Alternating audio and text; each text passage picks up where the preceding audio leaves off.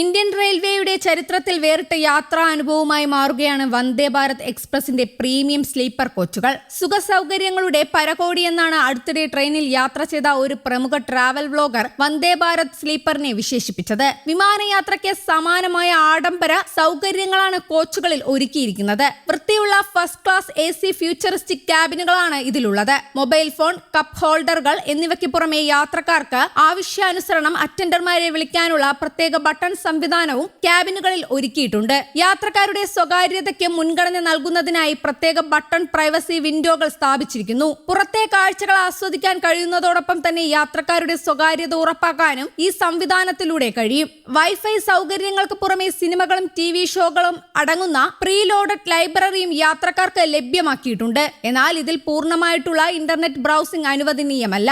അത്യാധുനികമായ വൃത്തിയുള്ള ഷവർ റൂമുകളാണ് കോച്ചിനകത്തെ ശുചിമുറികളിൽ സജ്ജീകരിച്ചിരിക്കുന്നത്.